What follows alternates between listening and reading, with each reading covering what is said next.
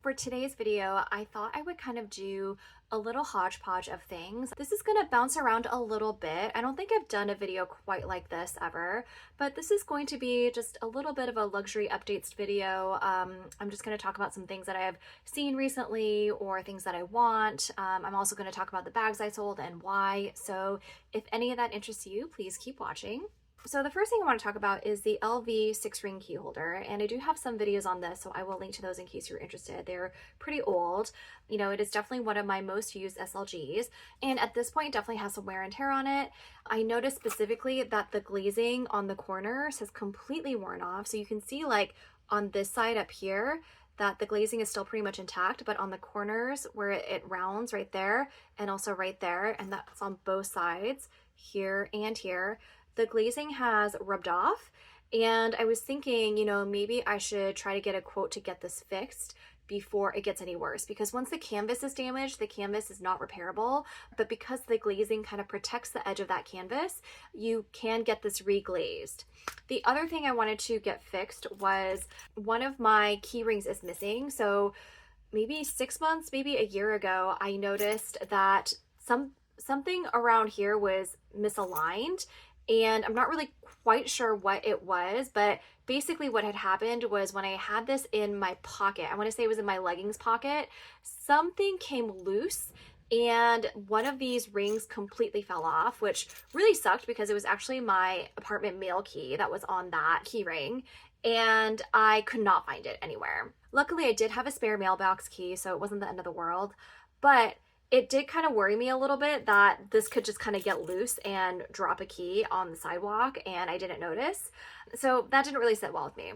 So I figured a couple weeks ago, I went to the Louis Vuitton store near me and I asked to get a quote on a repair for this. So specifically, I wanted the corners to be reglazed and I wanted to just get an extra key hook for this and maybe have them look at it and fix the hardware so that it doesn't happen again. So the quote ended up being $195 to get it reglazed, and then they don't have a way to just give me an extra key ring. They'd have to replace the entire hardware piece, and that was $195 before tax. And I thought about it, and you know what? I just decided not to do it. That's, you know, going to be over $200 after tax. I bought this several price increases ago. I think right now it's going for $345 before tax. So I was basically paying pretty much like 50% of the retail cost just to get this fixed. And I had a friend come with me to the store and we're kind of talking about it. And I was like, I don't know, do you think it's worth it? Like $195 before tax? And she was like, honestly, like you should just wear this to the ground until it's like completely falling apart. And then if you decide you want to replace it, go to Europe and get it there with a VAT refund. And I totally agreed with her. I kind of was like, yeah, there's no point in me paying 50% just to get this spruced up. I personally just did not feel like it was worth it for me. And I think, you know, I've had LV pieces repaired in the past. So most notably, I had my Louis Vuitton eye care, which is a travel piece. And because I had used that so many times, the leather parts were wearing off and, you know, I was able to get those replaced. But that's also like an expensive bag. You know what I mean? This is an SLG that costs like $400 at this point. And I think for me, I've decided that even though SLGs might get more wear and tear because they're smaller, you're handling them, you're using them on a daily basis, versus handbags do not go through the same wear and tear that small leather goods do. But the price point for handbags is so much higher that I am willing to put in a couple $100s here and there to maintain the upkeep of that bag. And so for the LV eye care, that luggage piece that I have, I've gotten that repaired twice now, but the repair cost was always, you know, a couple $100s here and there. And I don't remember exactly the cost of that bag now. And it's discontinued, so I don't even really know what the current retail price for that would be. But like, let's say it was like $1,500, right? So, okay, if I'm paying like $200 once every 4 or 5 years to get parts of it repaired, that to me is fine. But to get this repaired, and this would be, you know, about 50%, let's say give or take, for the cost of a brand new one, it just didn't really sit well with me. So that's why I decided not to do it. The other thing I wanted to get your guys' opinions on, and this is one where I definitely welcome comments down below, is I am on the hunt for a new comfortable work shoe. So these are my go-tos. These are the Gucci Jordan loafers, and I'm obsessed with these. I find these to be very, very comfortable. You can see that there is definitely some wrinkling over here, and I did have them kind of resoled on the bottom.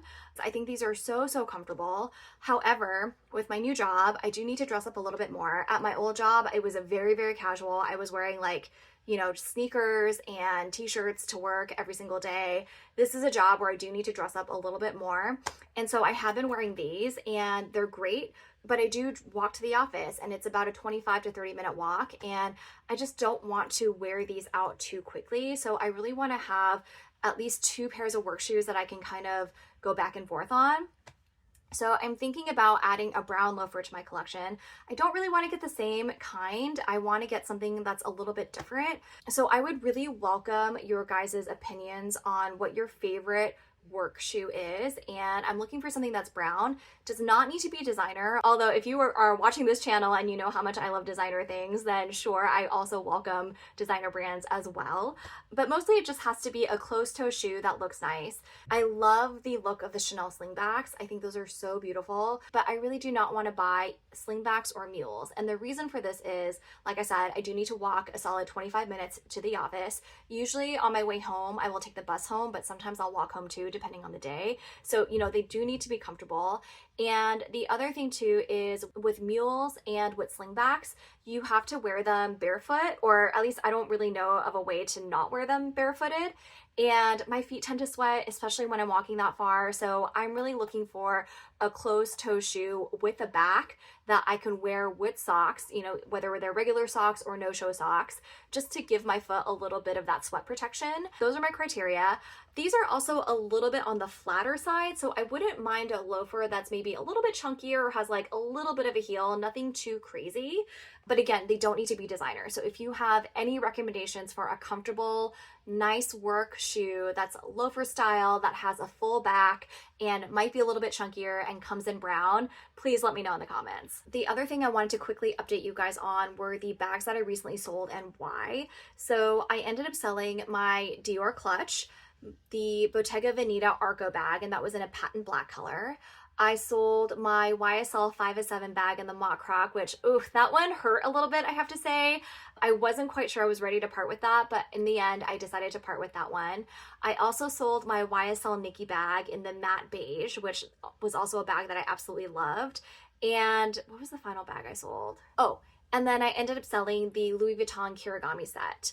So when I got back from Japan and in my Tokyo shopping haul video, I did mention that I recently bought the Ro Margot bag, and I love that bag so much, and I have been using it like nonstop since I got back from that trip. But it was kind of unexpected because it was my final day there, and it was also my most expensive purchase of that trip. So when it came back, I really decided, you know what, I'm just gonna be a little bit more brutal than I normally would about selling some of my items, and I really just wanted to make a quick sale. So I ended up making an appointment at Fashion File. I have to say, my experience with Fashion File was kind of not the best. I do really think that it depends on who is judging your items, right? Because this is completely subjective, and what one person might deem, you know, excellent quality or shows wear, it might be slightly different than what someone else does, and that difference could, you know, mean $100 to $200, right? So, you know, I do feel like the nature of selling things to a company like Fashion File is inherently going to be subjective. That being said, in this particular situation, my priority was just kind of to get cash to put towards the purchases that I had already made in Tokyo. If I was in a different situation where, you know, I was really doing more of a spring cleaning and I could take my time selling my items, you know, I would maybe try other avenues, whether it's this channel or on Poshmark or a different kind of consignment service where it might take a little bit more time, but I wasn't in a hurry. And I think Fashion Pal is good if you're kind of just like, you just need the stuff out and you need the cash quickly. I have also sold with Luxe du Jour, and I did have a really good experience with them. The thing with Fashion File, at least in my particular case, is that they have a location in downtown San Francisco that is within walking distance to my apartment. I can make an appointment, I can go in, I can drop everything off. They've actually switched locations in downtown San Francisco. They used to be inside Neiman Marcus, and now they have their own standalone, you know, salon slash boutique where they also have bags you can try on and buy as well. But what I really like about this new setup is that they have a waiting room. So before at the Neiman Marcus, it was just like a tiny little office, and they would not allow you to kind of just like wait there, which was really awkward. So I often would just drop my stuff off, and then I would have to wander around the store and just kill time for 20-30 minutes until they texted me to say that they were done. What was great about this recent experience was that I had a waiting room. I could look at bags, I could be on my phone, I was just catching up on some emails and work. But I could just stay there. I didn't have to leave and come back. So that, I have to say, was pretty convenient. With Lugs du Jour, I did have a really great experience selling with them, but their location in the United States is in Irvine, California. So, luckily it's still the same state. But the bag I sold through them last year was the Louis Vuitton Palm Springs mini backpack. And, I had to send that myself, pay for my own shipping to the location in Irvine. And I think it ended up arriving on a Friday, so I didn't hear until Monday or Tuesday that they had received it. And that kind of stuff, like shipping expensive items like that, is just nerve-wracking to me because I've had situations more than once with the post office where they have lost really expensive items. And even recently with one of my giveaway items, like someone didn't receive it until like a week after I had sent it off, and we thought it was like lost, and that kind of stuff just like makes me so nervous. I really just wish there was like a better way to sell items. So for Fashionphile, I do feel like, yes, there are pros and cons. It's convenient if you need the cash quickly, it's good for that. But generally, I would say if you have the time to sell items, like maybe try different avenues, because you might get a better bang for your buck that way. And the reason why I ended up selling those bags were because those were the bags that I just really was not reaching for. The Nikki bag I did really, really love. That was a bag that when I first got, I used that bag very consistently for, I would say, like 3 to 4 years. But since I have the Ro Margot and the Hermes Arsan bag, I felt like those are bags that kind of serve the same purpose, and just in terms of like being a larger everyday kind of carry. And I just really had not been reaching for the Nikki bag very often. The Dior clutch, that is definitely a regret purchase. I got that in Tokyo a couple trips ago, and I think I was just kind of in the craze of shopping, and just I did not do a good job of really thinking through what my daily lifestyle is. And 2 mistakes I made with that bag. One, I'm not really a clutch person, and even though I did buy an insert and an extra chain to wear it over my shoulder, the other thing was the color. I'm just not really a navy blue person. I love blue, I love like denim, I love like lighter blues, but I just was not really wearing navy blue. And with that Dior print, as iconic as it is, I just was not reaching for it. I think I used that bag all of like maybe 2 times. And so that one hurt just because the cost per wear was so high for me, even though I did buy it secondhand in Japan. So I saved a little bit of money. I did not pay full retail price for it. But the money that Fashionphile gives you is so laughably low that I was just kind of like, oh man, this hurts. But at the same time, like a little bit of money is better than no money. And I really did need to clean out my closet a little bit and get rid of stuff to make room for new items. So I ended up parting with that.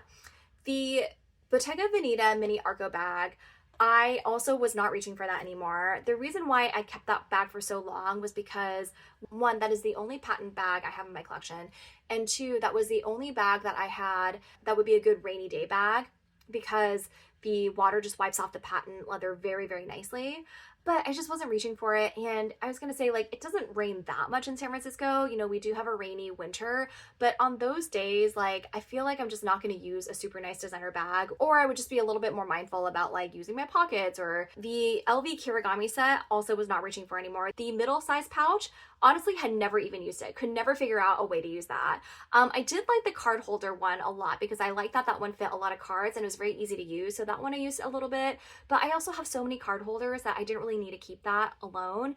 And then the large one I liked for my iPad, for my mini iPad and for my Kindle, but they both have cases and I kind of realized it was a little redundant. Like I didn't need another luxury case for those electronic items when they already have cases on them. So those are the reasons why I decided to let go of that. The YSL Sanka set bag in the mock croc, that one was a tough one, I have to say. I do really, really like that bag. I think it's a really cute date night bag. It can really dress up an outfit with the mock croc, and the textures are really, really nice. But I also was just not really reaching for it. And I felt like I had a good amount of other bags that could serve that purpose for just a cute little date night bag. So that was another reason why I ended up letting go of that one. The other thing that I saw recently, and I posted on my Instagram stories if you follow me there, was the new Celine luggage. And there is a version of the luggage that is a very flat tote, and it zips up, and it does have the smile zipper instead of the straight line zipper, and it does fit a laptop. And it is very, very flat, which is why I'm not going to pre-order it. I do want to try it on first. I want to see the colors in person before I buy anything. But I really, really want that bag, you guys. And I'm really attracted to the red color.